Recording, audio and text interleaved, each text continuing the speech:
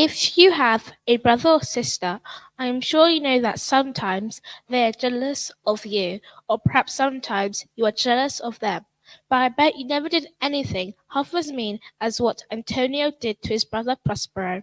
Prospero was the Duke of Milan, which meant he was very important and rich. He inherited this position from his father, and his younger brother, Antonio, was as jealous can be. So Antonio dreamed up a terrible plan to get rid of Prospero and seize all the land and money for his own. He went to the king of the country and said, Prospero is plotting against you with your enemies, and the king was very cross. This sort of thing was punishable by death. Prospero was put in a small rowboat along with his little daughter Miranda, whose mother had died giving birth to her. And the boat was pushed out into sea all on its own, and everyone was sure that Prospero and Miranda would die. Many years later, the king and his court was invited to a wedding in another country across the sea.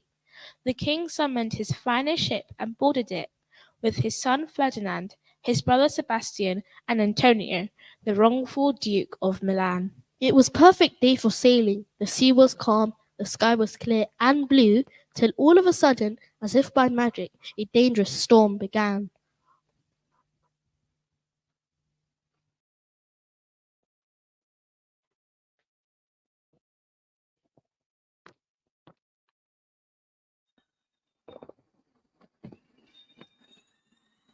Bosun. Here, master, watch here. Speak to the mariners. Best steer, or we run ourselves aground. Mariners, take in the topsail. Tend to the master's whistle. All passengers below to cabins. Rocks ahead! Rocks ahead! Hard to starboard! Hard to starboard! The ship is not responding. Rocks ahead! Ah! I say rocks ahead! There's no time. We are blown onto the rocks. Where is the master? Sire, I am here. What's wrong? All is lost, sire. To prayers, to prayers. All lost? Nonsense. Mercy on us. Father, where are you? Ferdinand, my son, stay near me. Mercy on us. We shall be drowned. Hell is empty and all the devils are here. We split. Farewell, my wife and children.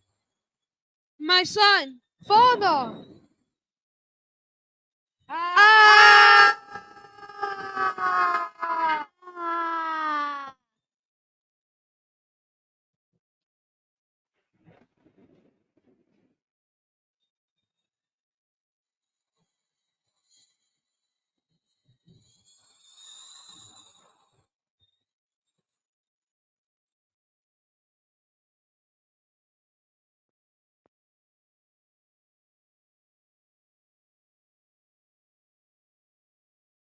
What a strange tempest, right out of the blue.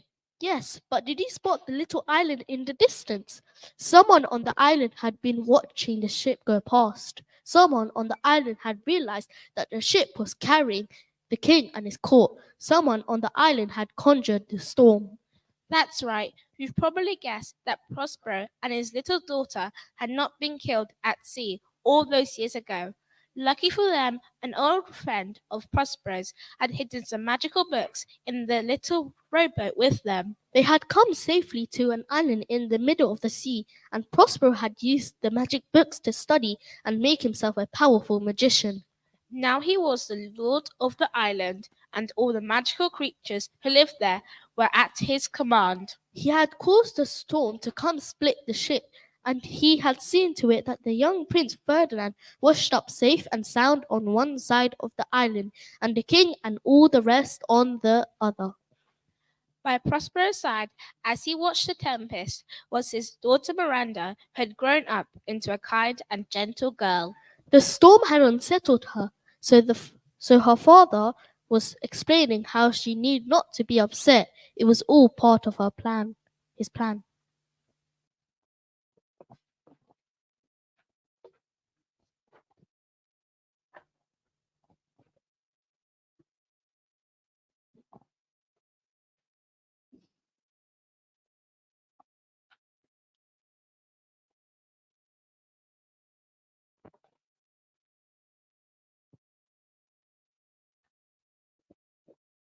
If by your arts, my dearest father, you have put the wild waters in this roar, allay them.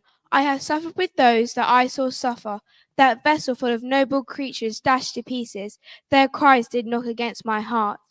Tell your piteous heart there's no harm done. I've done nothing but incur of thee, my dear one. Wipe thine eyes, have comfort. They shall live.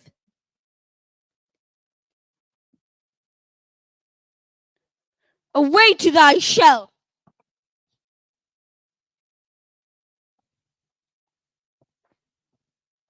Father, I have a question. Ask it, Miranda. Who is aboard that ship? Those very men responsible for this our banishment. Dost thou remember it? No, though I believe I remember our old home in Milan. I once had several ladies to attend on me. So many servants, sweet, and clothes and toys, when thou wast heir to all Milan. I have another question. Yes? When we were sent to sea to die, because my uncle lied about you, why did they not, at that hour, destroy us? Kill us quickly. Sweet, they durst not. So dear the love my people bore me. They hurried us to sea in the dead of night, in hopes it would not cause a riot. I must have been a trouble to you. Thou wast the angel that preserved me. And will you then tell me your reason for raising this sea storm? In good time, daughter, in good time. Now cease more questions. Thou art inclined to sleep.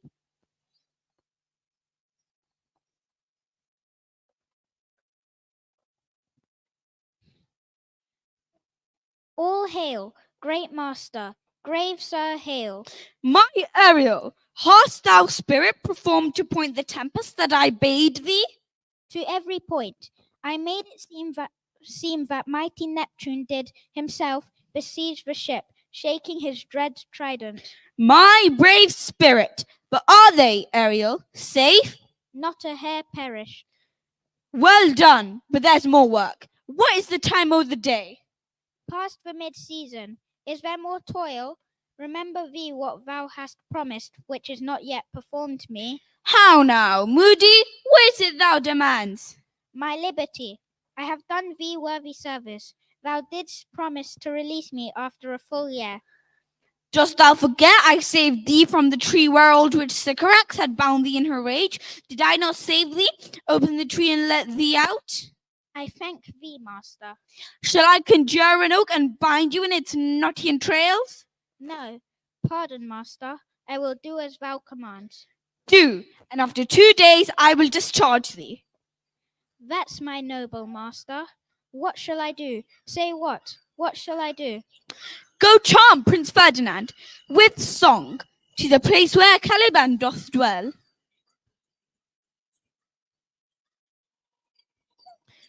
Awake, dear heart, awake! Thou hast slept well, awake! Did I sleep? Come with me, we'll visit Caliban, my slave. 'Tis a villain, sir, I do not love to look on. We cannot do without him. He does make our fire, fetch in our wood, and all the rest. Come.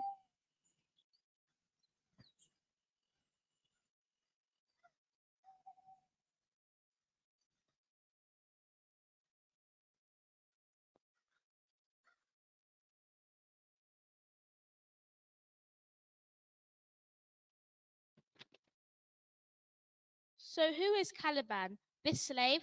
This villain? I suppose you call him a monster, but I'm sure he'd disagree. Caliban's mother was the same witch, Sycorax, who had ruled the island before Prospero and Miranda had arrived. She was the one who put Ariel in a tree because he wouldn't do what she commanded. And for an air spirit, being stuck in a tree was a horrible thing. When Sycorax died, Caliban had expected to inherit the whole island and be a king of his own right. Then Prospero had turned up with all his magical books and ruined that for him. Prospero had taught him to speak his language. He had been kind to him at first. But Caliban had decided that he would try to woo Miranda and make her his wife. And Prospero wasn't very happy about that at all. To keep Miranda safe, Prospero had made Caliban his slave and had used this magic to prevent him from ever trying to overthrow him. Caliban was furious about this treatment. He did as he was told, but in his heart there was an awful lot of resentment. He was looking for an opportunity to get revenge.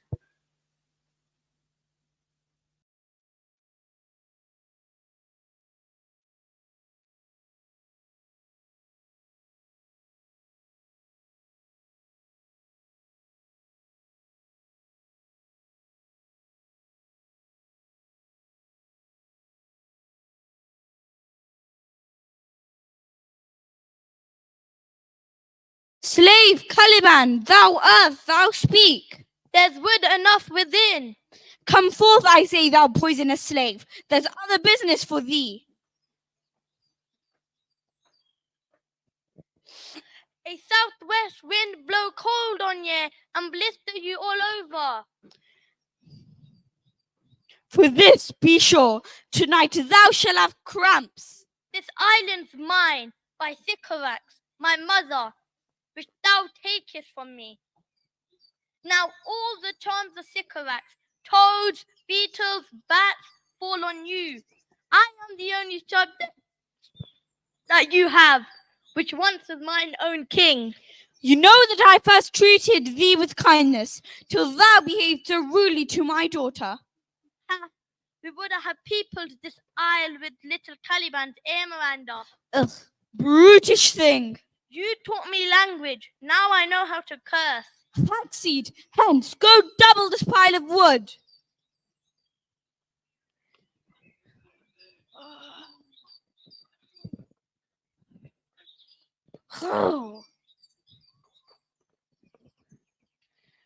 Come unto these yellow sands, and then take hands. Do you hear that, father? It is Ariel, sweet. He is luring someone with this song. Father, is that you? What creature was that? Watch! Full 5 and 5, my father lies. Of his bones are coral made. Those are pearls that were his eyes. Nothing of him that doth fade, but doth suffer a sea change into something rich and strange. This ditty does remind me of my father. Drowned surely. Sea nymphs hourly ring his knell. Hark, now I hear them ding dong bell.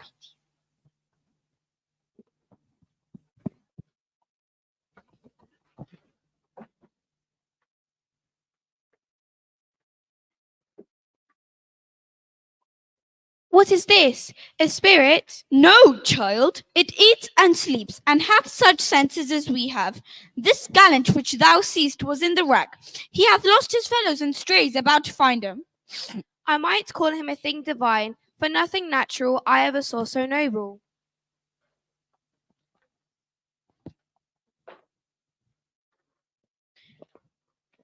Well done, my Ariel. Thou hast performed it well. A prince for my princess, but she'll not know that I intend it so. Not yet. I must pretend I know him not, and treat him with severity. The goddess of this magic isle. Goddess. Me? Surely you are, for I have seen no finer maid in all of Naples. A word, good sir. I do believe thou art a spy placed on this island to win it from me. No, as I am a man. How could such evil dwell in such a temple? Follow me, young man. Miranda, speak not for him. He's a traitor, no doubt. Come, I'll manacle thy neck and feet together, and thou'll be my servant. I will resist. Dear father, let him move again.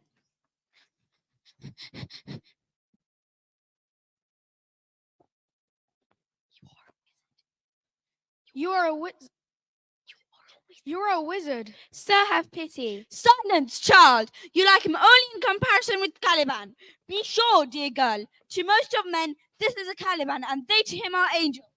My affections then are humble. I care not. Obey, Miranda. Come, leave him here to help Caliban with the wood.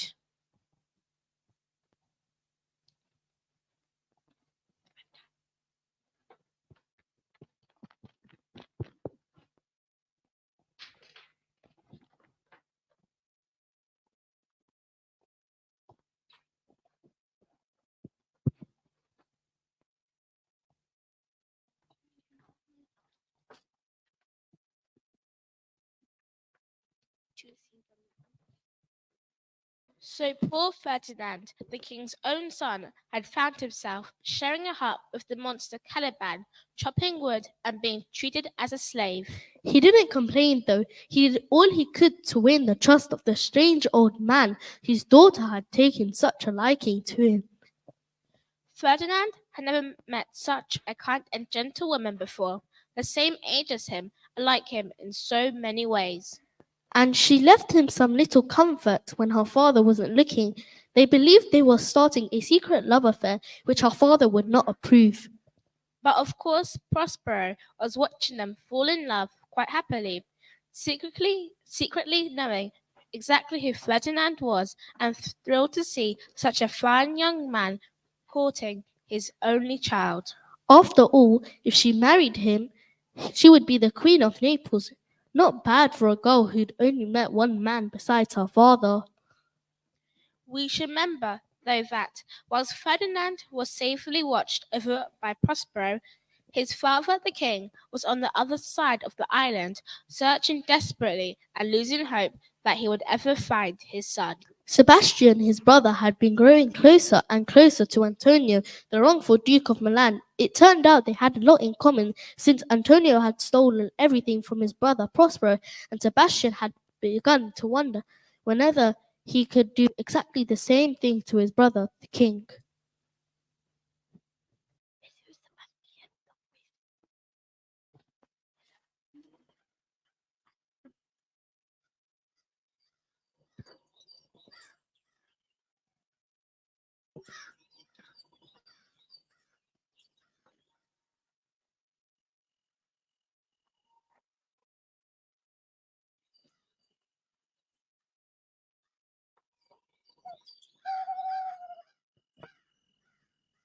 Ferdinand, Ferdinand, Wear your sorrow with comfort, brother. We have survived.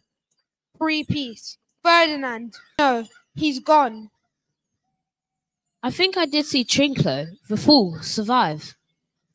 I doubt that will bring him comfort. Stefano, too, the butler. Unless his crates of wine are with him, he's no use. My son, oh my son.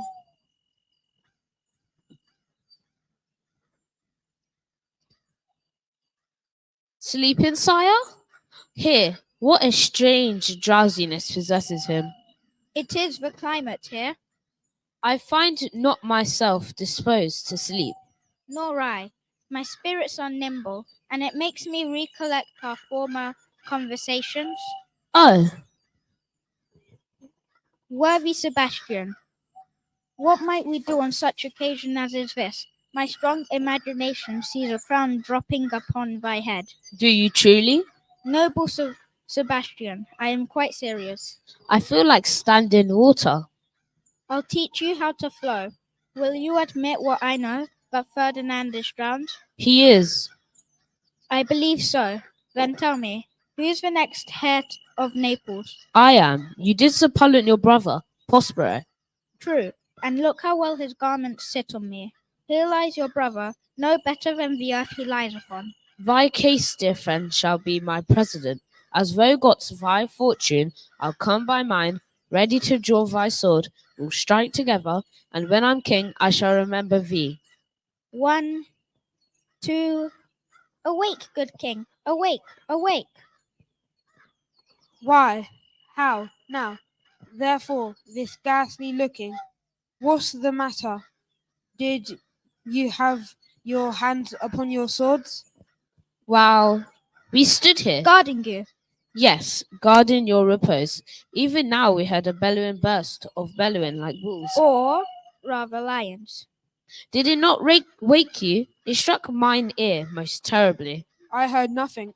Oh, 'twas a din to fright a monster's ear, to make an earthquake. Sure it was the roar of a whole herd of lions. We'll leave this ground.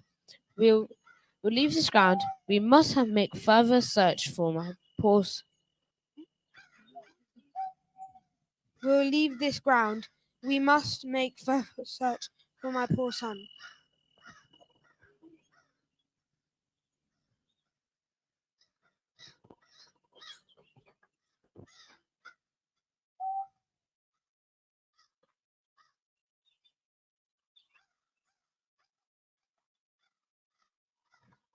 Prospero, my lord, shall know what I have done. So, king, go safely on to seek thy son.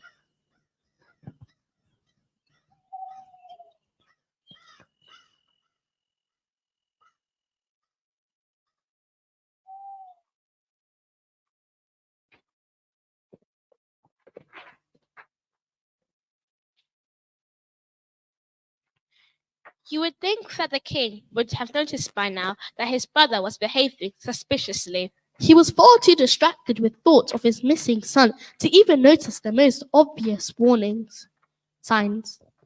And to be fair to him, he had no reason to distrust his brother.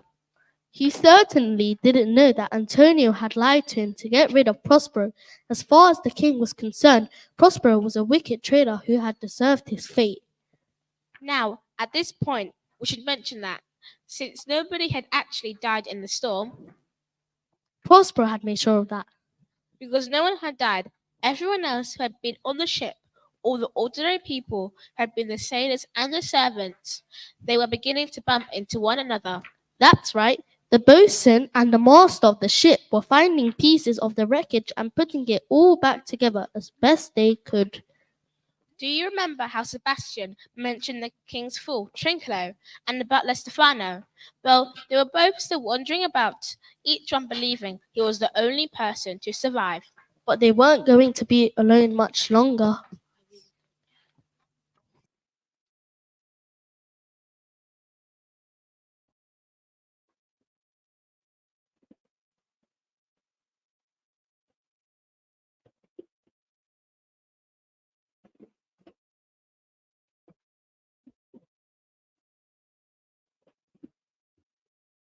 Infection falls on Prospero. He sends his spirits to torment me. Sometimes as chattering apes, sometimes as hedgehogs tumbling in my barefoot way, sometimes as winding adders who with cloven tongues do hiss me into madness. How I hate him! Lo now, lo! Here comes the spirit of his to torment me for bringing wood in slowly. I'll hide. He's neither bush nor shrub to bear of any weather at all, and another storm brewing. If it should thunder as it did before, I know not where to hide my head. What have we here? Man or fish, dead or alive? He smells like a fish, a very ancient fish-like smell. Perhaps he is an islander lately struck with a lightning bolt.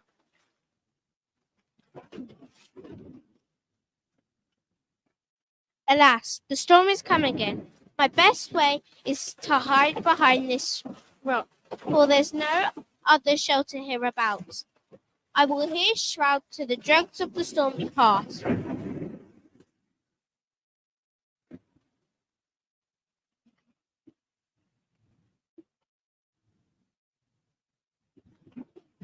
I shall no more. To sea, here shall I die. The shore, this is a scabby tune. What torment is this? Have we devils here? Is this some monster of the isle with 4 legs? Where's the devil did he learn our language? I'll bring the wood home faster. He's delirious. He shall taste of my bottle. It cures all. Come, open your mouth.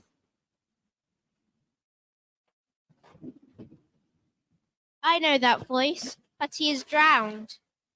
4 legs and 2 voices. I'll pour some in thy other mouth. Stefano, How the devil do you know my name? I am Trinculo. Thou'rt indeed. Trinculo. We have both escaped. Oh, I could dance with thee. Prithee, do not. My stomach is not constant. Did all the wine survive? Yes, except a couple of bottles. 3 bottles, perhaps. They have dropped from heaven. That liquor's not of the earth. Let me kiss thy foot. I pity thee, my God.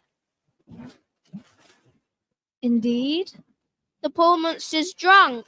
Let me show thee all the island. With the king and all our company drowned, why, we shall be the kings of this new place. No more fishing, no more chopping, no more serving.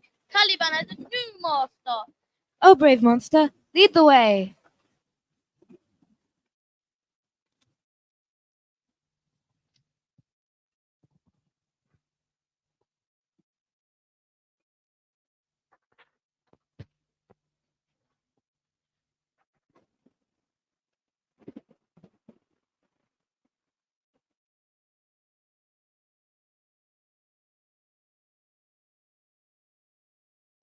So Caliban skipped merrily away with Stephano, believing that he had found a pair of powerful gods who would protect him. Little did he know, he was dealing with the most cowardly fool in all of Naples and the wretched drunk of a butler. Off they went, and Caliban was ready, bringing all sorts of ideas and schemes about his new-found masters might help him get revenge upon his old one. It's true that what he wanted most was to be the king of the island again, as the son of its former queen, the witch Sycorax. But if he was going to obey someone, he would happily serve anybody if they helped him to be free of Prospero. In the meantime, while all this was going on, poor Ferdinand was chopping wood. He was a prince, of course, and never had to do such rough work before, so his poor soft hands were already blistering, and his back was very sore. Prospero was still pretending that he didn't know who Ferdinand was or trust him, and he knew that his daughter was falling more and more in love. Like Caliban, Ferdinand was no longer the heir to a kingdom, but only a humble servant. Though unlike Caliban, Ferdinand bore it all with patience and never complained. He hoped to prove himself a worthy and honest man, so if he never left the island and was a servant all his life, he might be allowed his one hope, to be the husband of Miranda.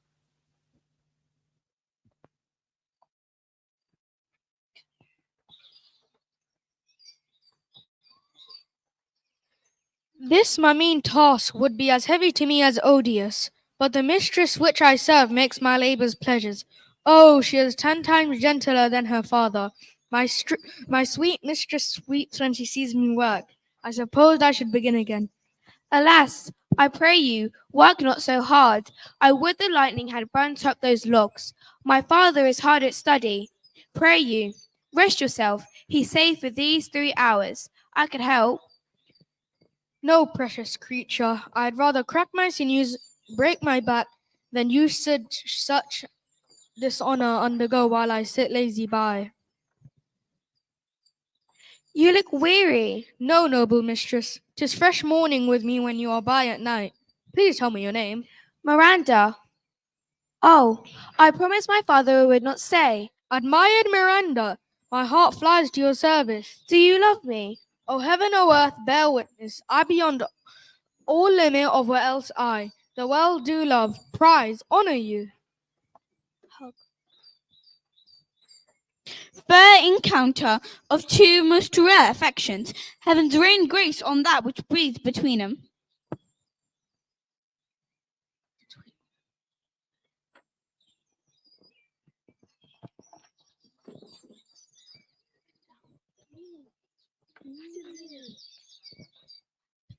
My husband, then. With a heart as bondage ever of freedom, here's my hand. And mine, with my heart in it. And now, farewell. 1,000 farewells.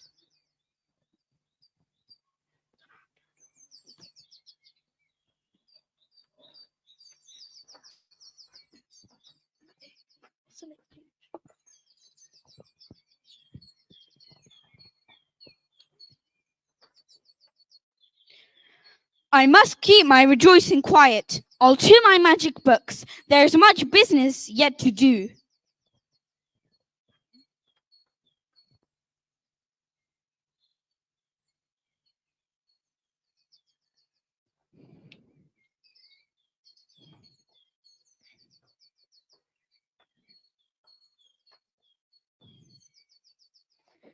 Trinculo, keep a good tongue in your head and stop your jest at this. My Caliban's expense. It was only Silence, mutineer. I'm the king of this island, you know. I thought that Leave the poor creature alone.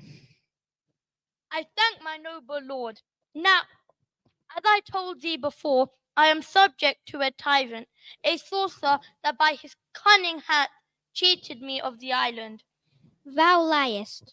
Thou liest, thou jesting monkey. I do not lie. Trinculo, if you trouble him any more in his tale, then by this hand I will supplant some of your teeth. Why, I said nothing. Mum, then, and no more. Proceed. I say, by sorcery, he got this isle, and if thy greatness will revenge it on him, thou shalt be lord of it, and I'll serve thee, and thou shalt marry his fair daughter. How now shall this be done? Canst thou bring me to him? Yea, my lord, I'll lead you where he sleeps. Thou liest, thou canst not. What a pied ninny this, thou scurvy patch! Trinculo, run into no further danger. Interrupt the monster one word further. Why, what did I? I did nothing. Did thou not say he lied? Thou liest. Do I so? Take that, and that. Now, Caliban, he has a beautiful daughter, say you? No finer woman ever as for. Monster, I will kill this man. His daughter and I will be king and queen, and Trinculo and thyself shall be viceroys. Dost thou like the plot, Trinculo? Excellent. I am sorry I beat thee, but while thou livest, keep a good tongue in thy head. Within this half hour he will be asleep. Wilt thou destroy him then? Aye, on mine honour. This I will tell my master, but first I will distract them from their mission.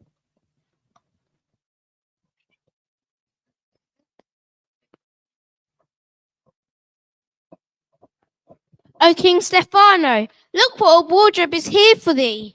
Let it alone, thou fool! Don't touch the gown, Trinculo. I'll have that gown. Let it alone! Let's do the murder Be first! quiet, monster.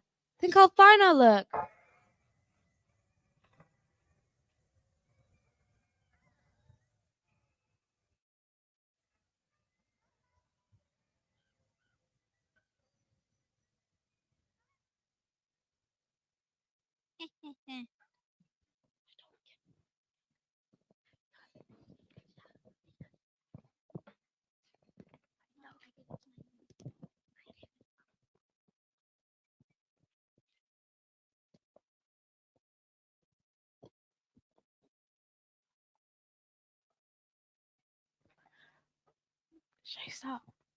The magical clothes chased Trinco and Stefano all over the island, with Caliban following them and telling them to calm down. By now, Caliban was used to the magic tricks that the spirits of the island played, and he tried to talk some sense into his new masters, but it was all no use. Meanwhile, the king continued to search for his son, though hope was fading fast, and he began to wish that the sea had taken him after all, and he cursed the gods for letting him live. If you had told him that his wicked brother, encouraged by cruel Antonio, was still looking for an opportunity to murder him, I almost think he would have been glad. So what was Prospero up to this whole time? What plans had he been cooking up? Ariel had returned to him with news of all that he had seen and heard, and Prospero had given him an extra special task. He told the spirit to go back to the king, who should have never sent Prospero and his daughter to sea to die at the word of a jealous brother. He sent Ariel to him if the command would frighten him one last time.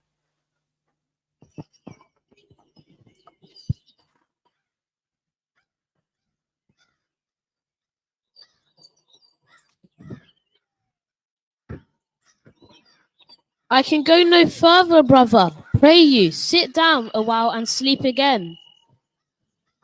No, Sebastian, I will walk till I find my son, or else walk into the sea. Tonight, my lord. Tonight's the time.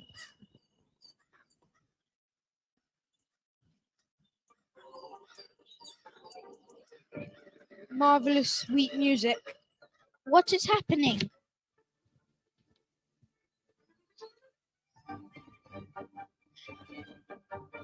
Now I will believe that there are unicorns, that in Arabia there is one tree, the phoenix makes his throne. And I'll believe so too. For if in Naples I should report this now, would they believe me? Well, we have stomachs. Will it please you, sire, to taste of what is here? You are three men of sin whom destiny has bleached upon this island. I am the monster who will make you mad. Your swords could ruin the wind before they hindered me. It was you three who from Milan did supplant good Prospero. exposed onto the sea. Him and his innocent child, that foul deed has incensed the seas and shores, and torn thy son from thee. Oh, it is monstrous, monstrous. I knew it. Ferdinand is dead. When the tempest howled, I thought I heard the wind say, Prospero, and was he then unfairly banished? What have I done? Dost thou think that he suspects? It cannot be. I'll not believe it. The spirit never spoke my name. Nor mine. No. Hang on. I feel rather sleepy. Away with you all, to Prospero now and then. My freedom waits.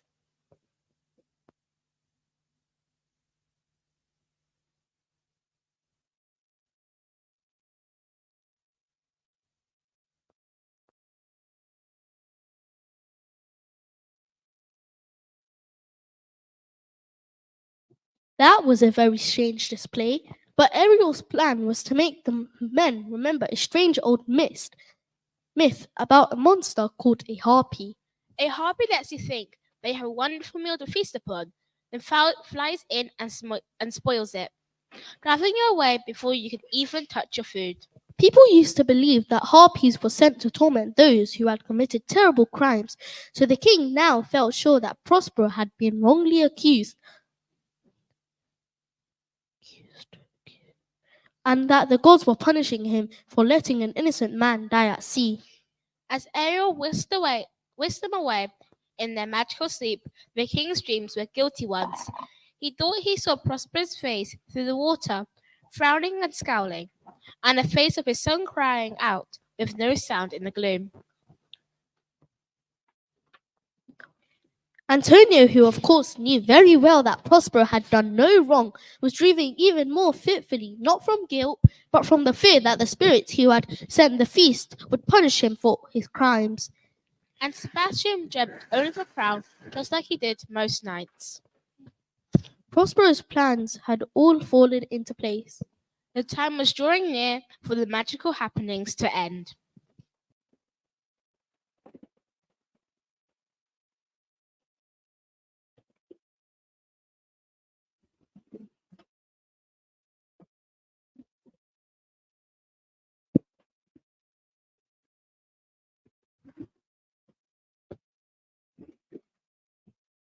Be still, children. Ferdinand, if I've too austerely punished you, your compensation makes amends. Take my daughter. Do you mean that he can marry me? I do, child. Oh, father, 1,000 thanks. we thought you did not like him. I wanted to observe his character, and now that I have, I see his has the best of both his parents and none of his father's flaws. Did my father wrong you, sir? If he did, then it no longer matters. Ferdinand, there is my daughter. She is thine own. Go talk with her. Make plans together. I will join you soon. Ariel, my industrious servant. Ariel! Here I am. One last trick, Ariel. Go find the sleeping king and his companions and bring them to my cave. I shall awaken them and tell them all that Ferdinand is safe and that my daughter will be Queen of Naples. I go, but first, wise master, I shall send to you 3 other creatures I have chased around the island. I now have chased up here. Indeed?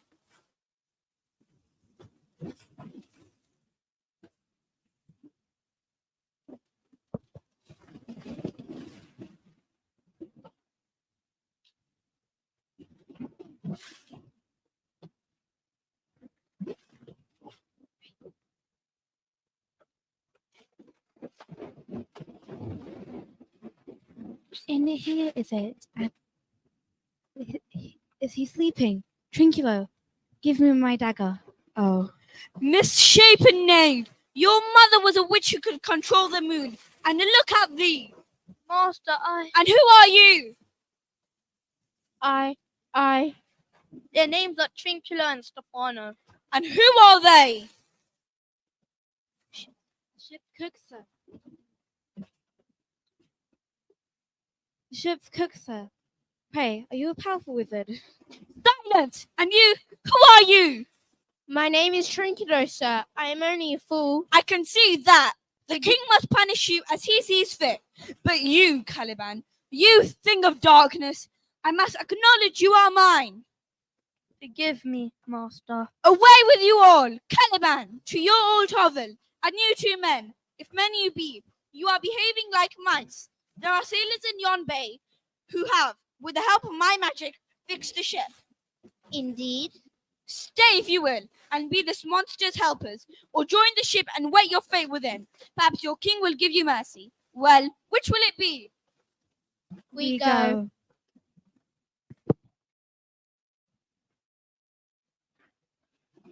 You would have killed me, Caliban? Never again, my lord, never again. True, Caliban, but not because I believe a word you say. Begone, creature. You shall soon have your heart's desire, that we be parted for eternity. I go. How foolish I have been to think I could usurp you. And what a donkey was I to take that drunkard for God and worship that dull fool.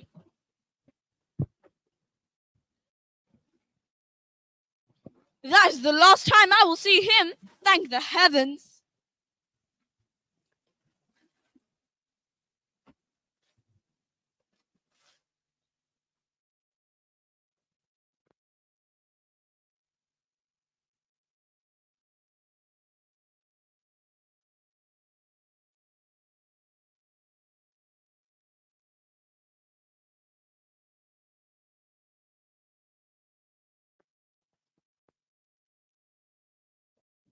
As Prospero walked back to his cave, he said goodbye to all the plants and trees and all the magical creatures of the island.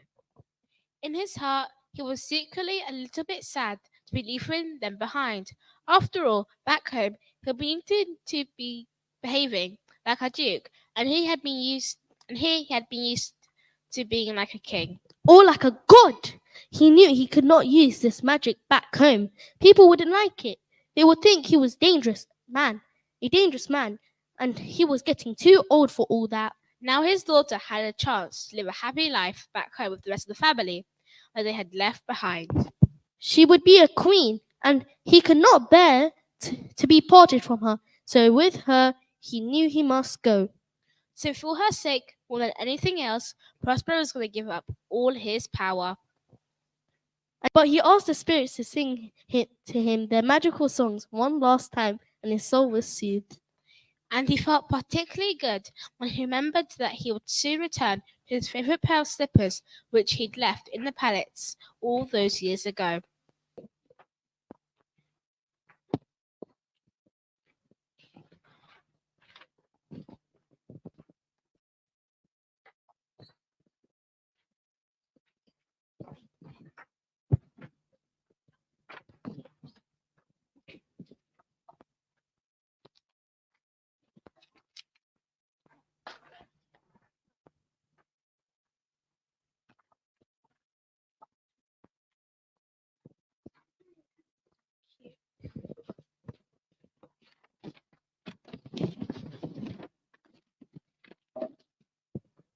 Where am I? Behold, here stands the wrong Duke of Milan. Brother, Good king, here is your son. Father! If this prove a vision of the island, I will have lost you twice. I thought the waves had taken thee. I've cursed them without cause. I wonder how many goodly creatures are there, O brave new world that has such people in it. Is she the goddess that has brought us safe together? Sir, she is mortal, but by immortal providence she is mine. She is the daughter to this famous Duke Prospero, a second father as he'll be to me. And I'll be hers, sweet daughter. How odd to ask my child for forgiveness. There, sir, stop. Let's not burden our remembrance with a heavy that's gone. But you two back there. The devil speaks in him. Prospero, Silent! For you, most wicked sir, whom to call brother would even infect my mouth. I do forgive thy rankest fault, though I require my dukedom back from thee. Of course. You must forgive your brother too, sire. He thought to treat you as my brother treated me. Is this true? I will see if I can forgive. For now, back to the ship, both of you. If the ship's fixed, we should away. Miranda, thou shalt see the very land of which thou shalt be queen.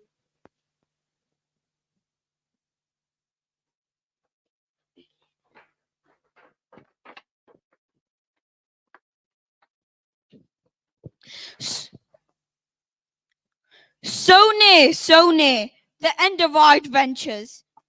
Where is my friend, my servant, my companion? Where is my Ariel, to whom I promised freedom, and who, at last, like me, shall find it? Ariel?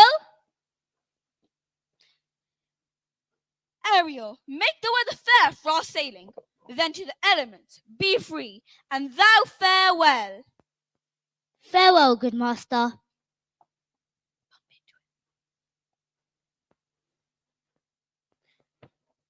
My charms are done. My dukedom is recovered. My Miranda shall be queen.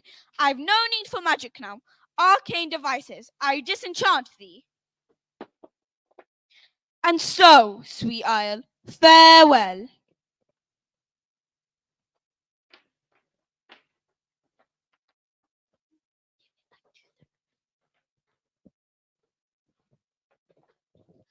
Gone. All gone. What? And sailed away forever? Then this island's mine. This island's mine, and I shall be its king.